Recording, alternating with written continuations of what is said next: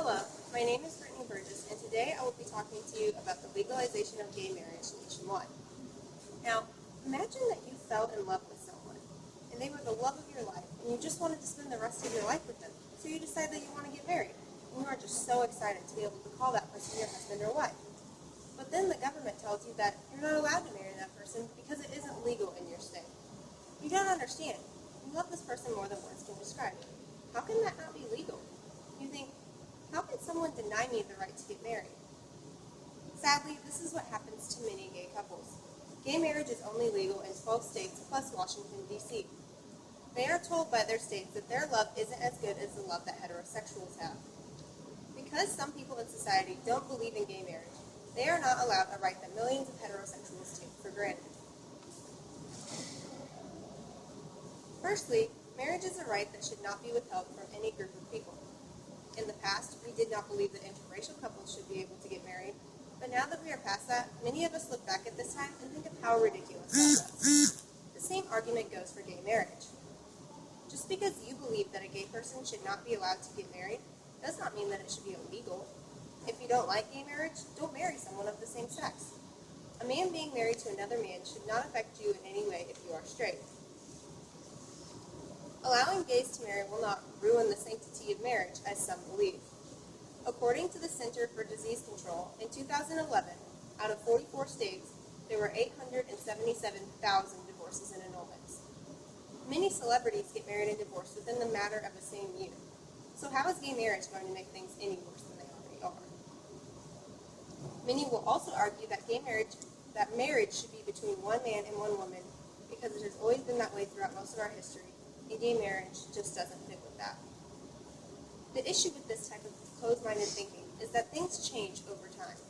It used to be that women could not divorce their husbands and that they were seen as property. We also used to enslave African Americans. We have evolved past these things, so why should gay marriage be stuck in the past? Lastly, America was founded from oppression. Those who first came to America came because they were being persecuted in their previous countries and wanted to have the freedom to live the way that they wanted. Even today, people come to the United States and hope for a better life with more freedoms. Because we have so many different types of people in the United States, shouldn't we be more accepting as a society? There are much worse things that a person could be than gay. And on another point, civil unions are not marriage.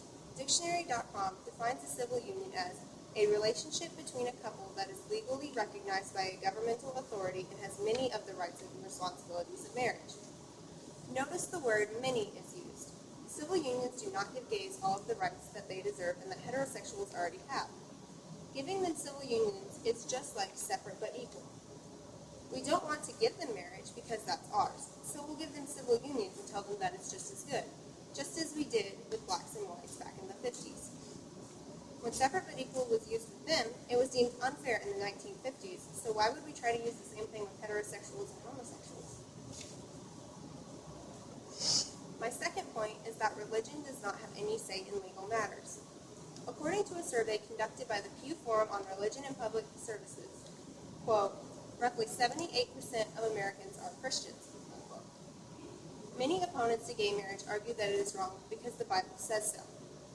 In the United States, we have the Bill of Rights, and in the Bill of Rights we have the First Amendment, which states that citizens have the freedom of religion. Because they have the freedom of religion, there is a separation of church and state, so religion is not to go into any lawmaking. So just because the Bible says that it is wrong for gays to marry does not mean that it should be a law. The Bible speaks about homosexuality being wrong, but it also says that other things that Christians do who oppose gay marriage are also wrong. Leviticus forbids tattoos, shaving, eating shellfish, and coming into contact with a woman who is menstruating. 1 Corinthians 14:34-35 reads, women should remain silent in the churches. They are not allowed to speak, but must be in submission as the law says. If they want to inquire about something, they should ask their own husbands at home, for it is disgraceful for a woman to speak in church. These are views that our modern society no longer believes in. Matthew 22:36-40 reads, Master, which is the greatest commandment in the law? Jesus said unto him, Thou shalt love the Lord thy God with all thy heart and with all thy soul and with all thy mind. This is the first and great commandment. The second is like unto it, thou shalt love thy neighbor as thyself. On these two commandments hang all the laws and prophets. So it should not matter what sexual orientation another person says. Even the Bible says that it is important that we must love one another. So as we have seen, there are many things that Christians do not abide by in the Bible. So why is there so much emphasis on homosexuality being a sin? Lastly, the legalization of gay marriage nationwide would be a positive thing. If gays were allowed to marry, they would be able to receive all of the benefits that come along with marriage. Some of these benefits would be financial, such as federal and state benefits that all married couples receive. This would allow them to spend more money helping the economy, and it would also help them to live a more financially stable life. They will also be entitled to other benefits that we straight people take for granted. They will receive visiting rights for partners in hospitals or jails, medical decisions on behalf of a partner, sick leave to care for a partner, immunity from testifying against a spouse, and countless other things that we all take for granted.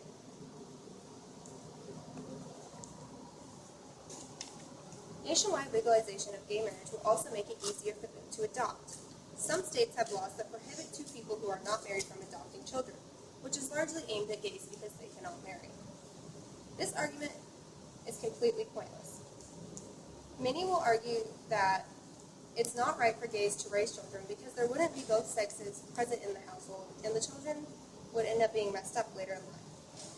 Studies have actually shown that kids who are raised by gay parents turn out just as normal as the rest of us.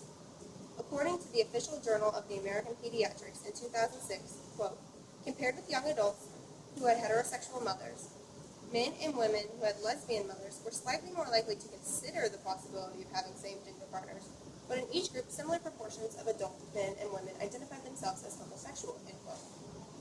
So basically, this quote is saying that though the children would at least consider having a same-gender partner, they are still just as normal as the rest of us. Gay parents do not raise gay children, just as straight parents do not always raise straight children. If anything, gay parents just show their children to be more open and accepting of others. If gays were allowed to adopt in these states, hundreds of kids would find homes.